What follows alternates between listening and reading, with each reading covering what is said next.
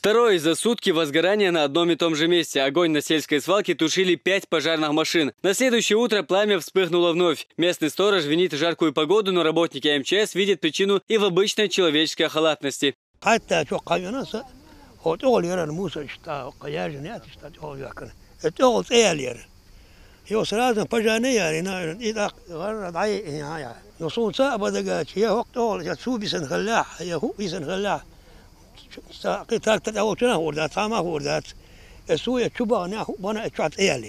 Площадь возгорания около 70 квадратных метров. Бытовой мусор легко воспламеняется, а в такую жару и огонь распространяется быстрее. Пламя могло перекинуться и на ближайший лесной массив, но своевременный приезд пожарных позволил избежать такой проблемы.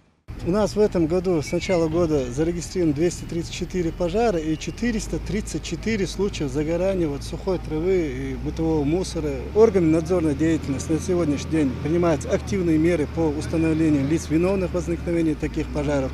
Только за последнюю неделю привлечено к административной ответственности 22 человека. По указанному факту тоже органы надзорной деятельности возбуждено административное дело. Там глава сельского поселения, являющийся собственником этой свалки, привлечен к административной ответственности. Однако подобные явления не редкость, особенно в летнее время. Если с начала года по республике зафиксировано 434 возгорания, то четверть из них приходится на последний месяц. И связано это не только с погодными факторами. Порой люди из-за неосторожности сами становятся причиной возгорания или даже крупных пожаров. Здесь это второй-третий случай примерно в этом году. Органы власти района принимают решение, уже мы вплотную рассматриваем вопрос на введение на территории нашего района особого режима противопожарной безопасности. Это контроль над существующими такими большими свалками, местами вывоза мусора. Основная работа, конечно, разъяснительная работа среди населения, в организациях, обязать руководителей всех учреждений, которые причастны к вывозу мусора, о соблюдении строжайшей дисциплины.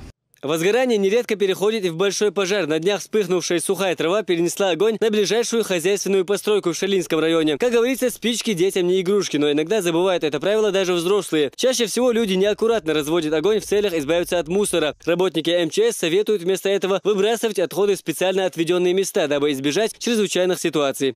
Обычное сжигание бытового мусора обернулось административным наказанием для семьи Тимир Султановых. По причине жаркой погоды минутное отвлечение привело к возгоранию сухой травы практически во всем дворе. Более того, огонь вышел и за их территорию.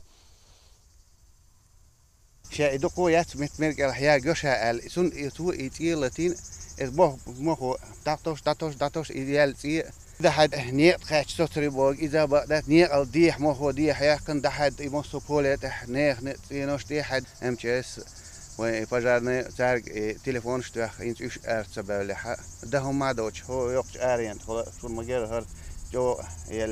Огонь распространился буквально в течение 15 минут. Не больше времени ушло и на тушение огня. Главный урок от неприятного происшествия хозяева дома извлекли. Всегда осторожно обращаться с огнем. Хамзат Аюбов, Адам Чукуев, Зелим Закаев. Новости.